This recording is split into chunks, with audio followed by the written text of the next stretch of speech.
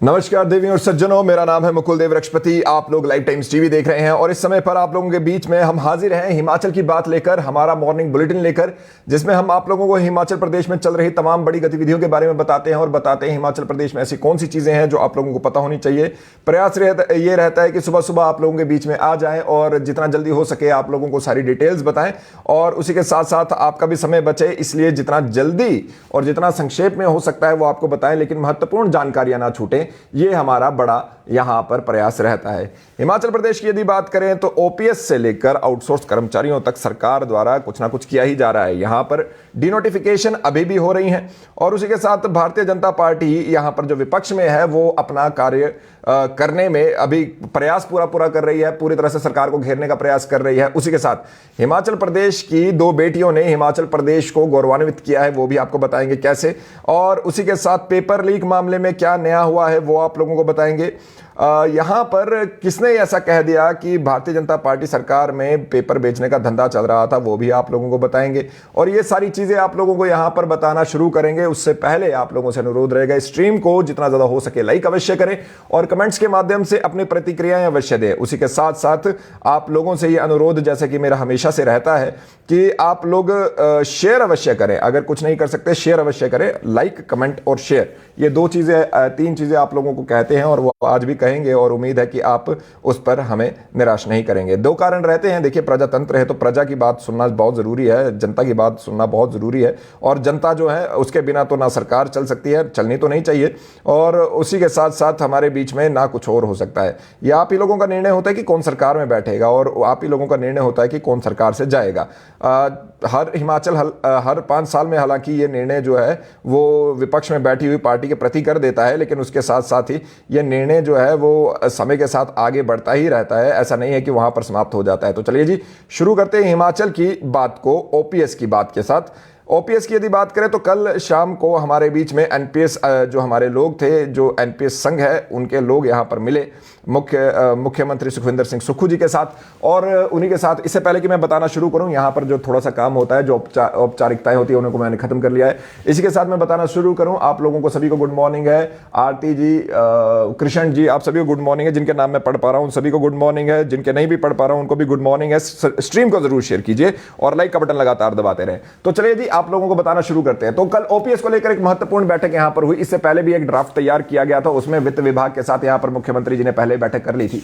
अब इस बार जो एनपीएस के संघ के लोग हैं उनके साथ यहां पर बैठक की गई। एनपीएस संघ के लोग वहां पर पहुंचे और एनपीएस संघ ने अपनी बातों को यहां पर बताया और मुख्यमंत्री सुखविंदर सिंह सुक्खू जी ने एक बार फिर से उन्हें आश्वासन दिया कि देखिए आप लोग चिंता न कीजिए, ओपीएस की बहाली होगी, पहली ही कैबिनेट में होगी और जैसे ही वो पहली कैबिनेट होती है ओपीएस बहाल की जाएगी। 10 दिन के अंदर ओपीएस बहाल की बात हुई थी, पहली कैबिनेट में हुई थी। 10 दिन के अंदर तो इसलिए नहीं हो पाया क्योंकि सुक्खू जी जो हमारे कोविड पॉजिटिव हो गए थे और दिल्ली में ही क्वारंटीन हो गए थे। उसी के साथ विधानसभा का जो सत्र यहां पर 24 तक चलना था वो 24 तक चलने को छोड़कर यहां पर अभी तक शुरू ही नहीं हुआ और जनवरी के पहले हफ्ते में उसे कहा जा रहा है कि वो वहां पर होगा।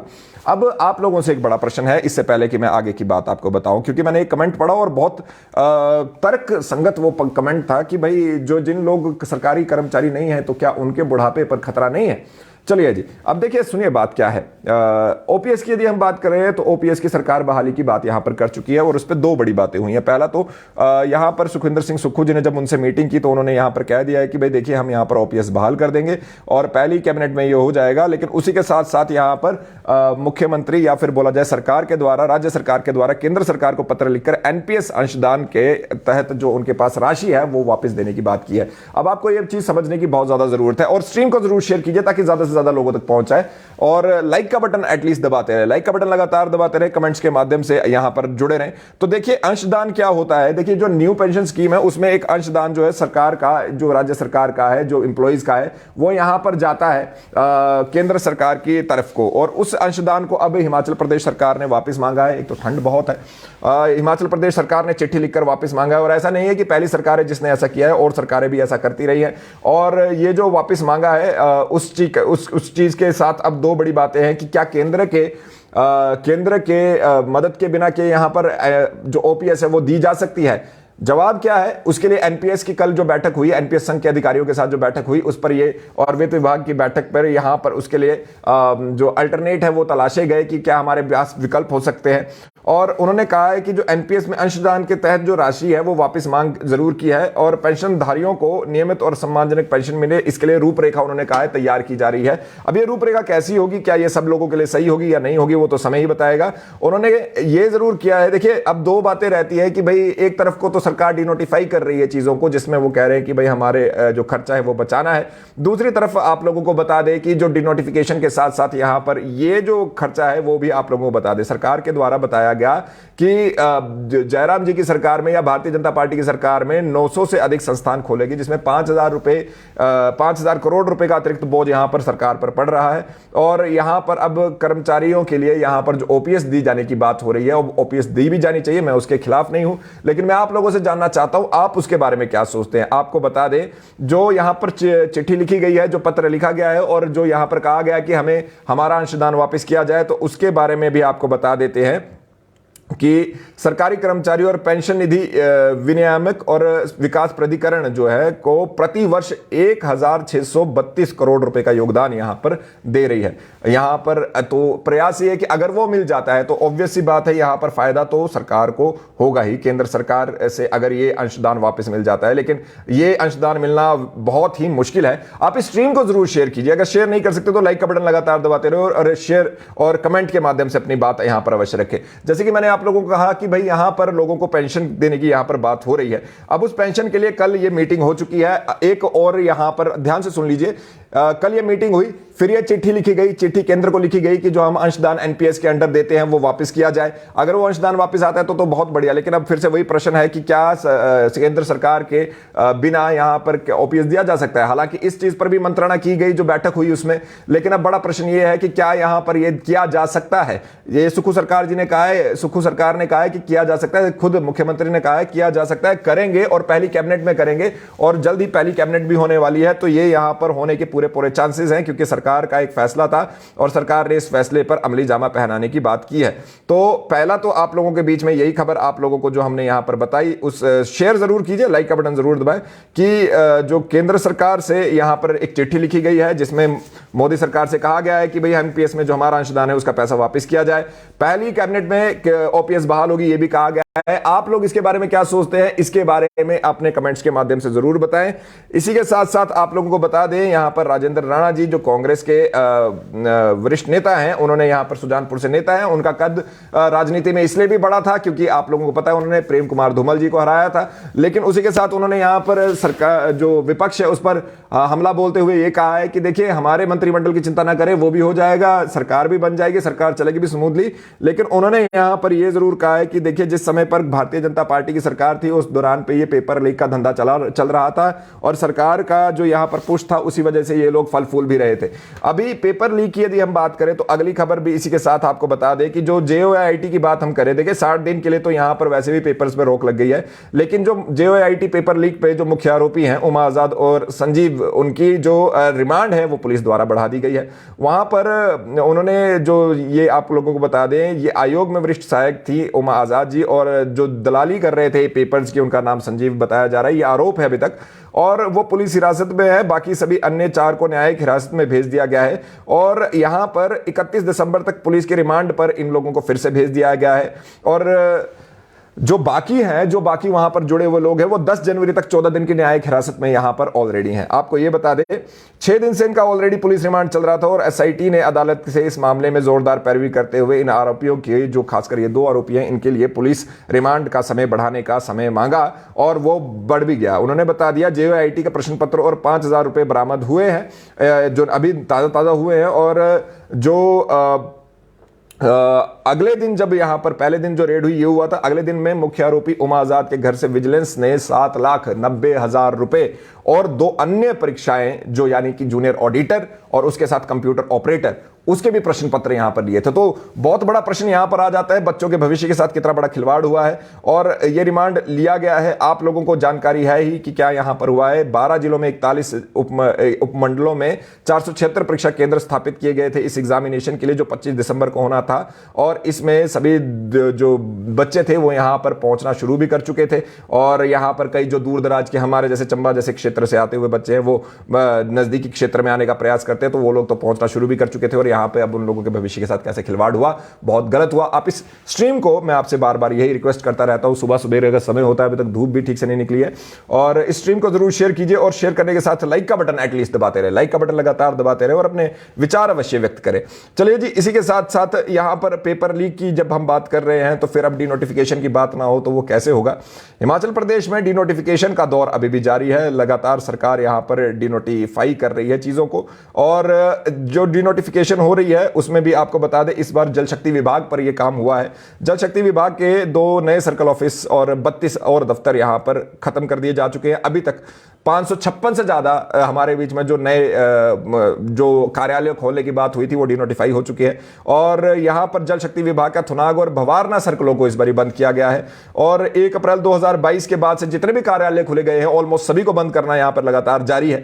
और अब यहां पर 32 दफ्तरों को जो बंद किया गया है उसमें आप लोगों को बता दें कि अभी तक, फिर से मैं बता दूं, 556 से ज्यादा विभागों और कार्यालयों के जो यहां पर डीनोटिफाई कर दिया जा चुका है। विभाग के 8 जल शक्ति मंडल सहित कुल 22 उपमंडल कार्यालय बंद कर दिए गए हैं, और कौन कौन से हुए वो भी आपको बता देते हैं। आप इस स्ट्रीम को जरूर शेयर कीजिए और लाइक का बटन लगातार दबाते रहे, और आप कमेंट्स के माध्यम से बताइए क्या डीनोटिफाई करना ठीक है या फिर ये प्रोग्रेस को उल्टी दिशा में ले जाना है, कि भाई प्रोग्रेस करवाई थी पिछली सरकार ने और इसे उल्टी दिशा में अब यहां पर जो वर्तमान की सरकार है वो लेकर जा रही है।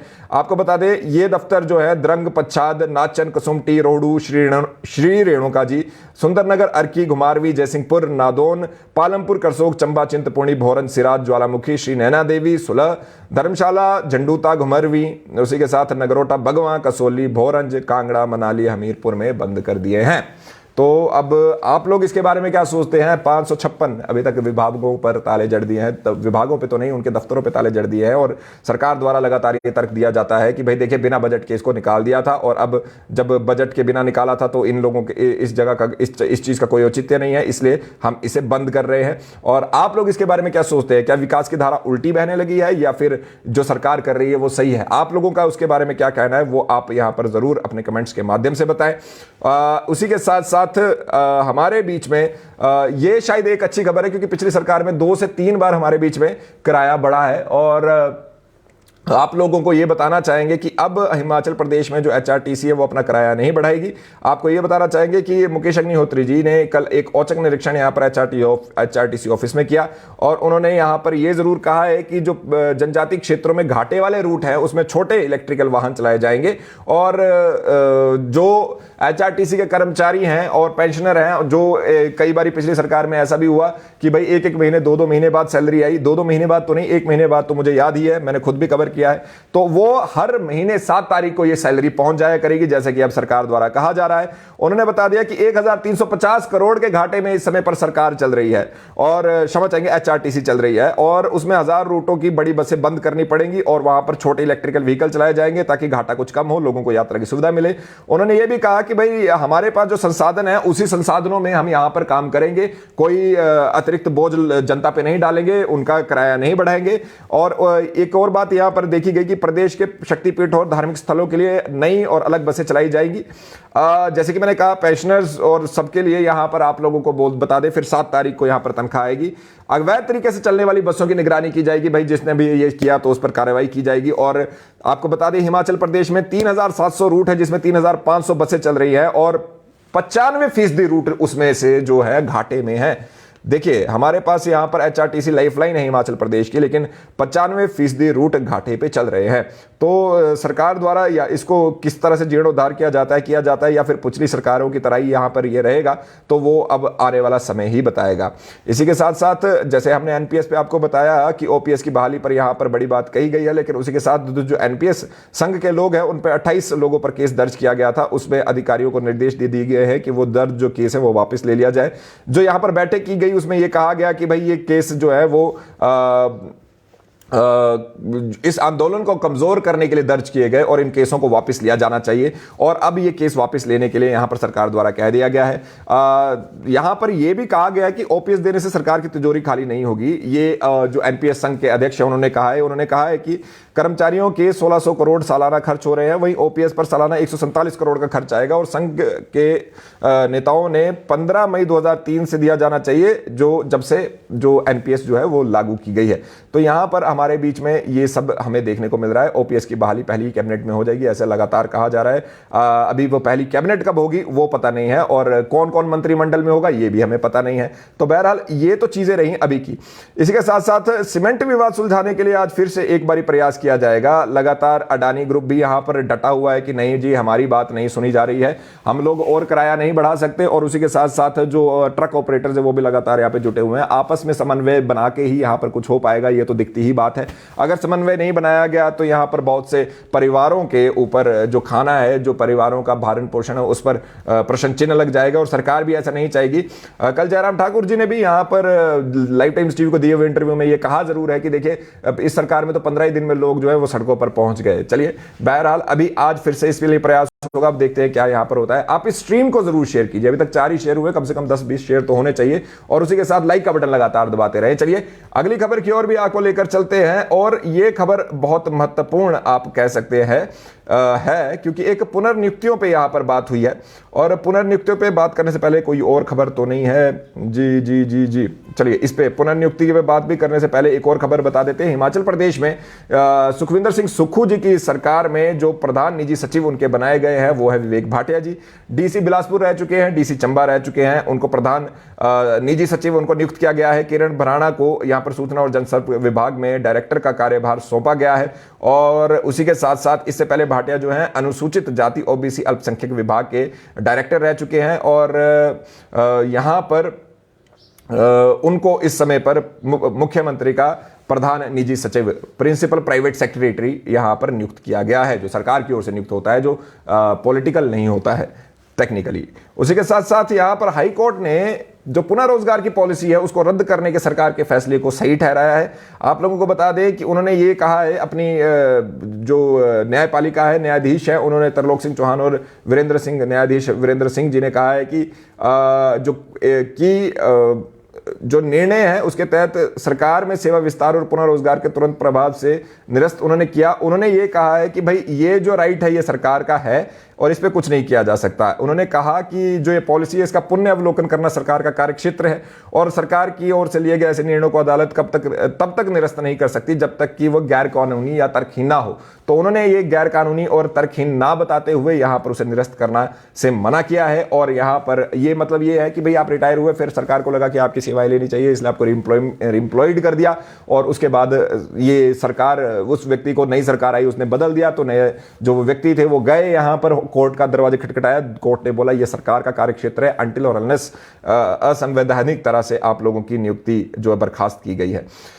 चलिए जी, इसी के साथ हिमाचल की 2 बेटियों ने यहां पर भोपाल में मध्य प्रदेश में चल रही बॉक्सिंग प्रतियोगिता में 57 वर्ग और 52 किलो वर्ग में यहां पर सिल्वर मेडल जीता है। 57 में विनाकशी है या विनाक्षी है, अब मुझे पता नहीं, उनका नाम 2-3 तरह से दिखा हुआ दिख रहा है। 57 किलोग्राम में विनाकशी या विनाक्षी, जिनको जो भी इनका नाम है, उन्होंने यहां पर सिल्वर मेडल जीता है। और सुनीता ने यहां पर सिल्वर मेडल जीता है 52 किलो भार वर्ग में। और इन दोनों को बहुत बहुत बधाई लाइव टाइम्स टीवी की ओर से। आप लोग भी इन्हें बधाई दीजिए कमेंट्स की तरफ से। मीनाक्षी और सुनीता, आप लोगों ने हिमाचल प्रदेश का नाम गौरवान्वित किया है, सीनियर स्टेट था। और उसी के साथ साथ आप लोगों को यह भी बता दें कि हिमाचल प्रदेश में आ रहे पर्यटकों के लिए यहां पर सरकार द्वारा अलर्ट जारी किया गया है कि ऊंचे स्थानों पर ना जाएं, क्योंकि 2 दिन तक हमारे बीच में यहां पर बारिश और बर्फबारी हो सकती है, उसका अलर्ट जारी किया गया है। वहां पर हमारे बीच में 29 और 30 को बर्फबारी की संभावना बताई जा रही है। और उसी के साथ साथ यहां पर यह जरूर कहा गया है, आग्रह किया गया है कि कोई भी चीज हो, आप लोग यहां पर मौसम का स्थिति को ध्यान में रखते हुए यहां पर यात्रा करें। आप सभी लोगों से भी ये हम लोग प्रयास यही कहेंगे। और इसी के साथ साथ जो एक हमारे बीच में टोल फ्री आपदा नंबर होता है 1077, इस पर आप जरूर कॉल करके अपने आप कभी मुसीबत में हो तो ये जरूर बताएं। और उसी के साथ कोविड भी हिमाचल प्रदेश में हालांकि उतना नहीं बढ़ रहा, लेकिन फिर भी जो बढ़ रहा है उससे भी अपने आप को बचा के रखें। ये थी अभी के मुख्य समाचार सुबह। इस समय पर मेरे साथ जुड़ने के लिए आप सभी लोगों का बहुत बहुत धन्यवाद। मेरा नाम कुलदीप वृक्षपति। आप मुझे फेसबुक, इंस्टाग्राम, ट्विटर पर फॉलो कर सकते हैं। लाइव टाइम्स टीवी के पेज को अगर अभी तक आपने फॉलो नहीं किया तो फॉलो अवश्य करें। उसी के साथ लाइक का बटन जरूर दबाएं, कमेंट जरूर करें और फॉलो करें। और उसी के साथ मुझे भी फॉलो करें। आप फेसबुक, इंस्टाग्राम, ट्विटर पर कर सकते हैं। देखते रहे लाइव टाइम्स टीवी। जय हिंद, जय भारत, जय हिमाचल।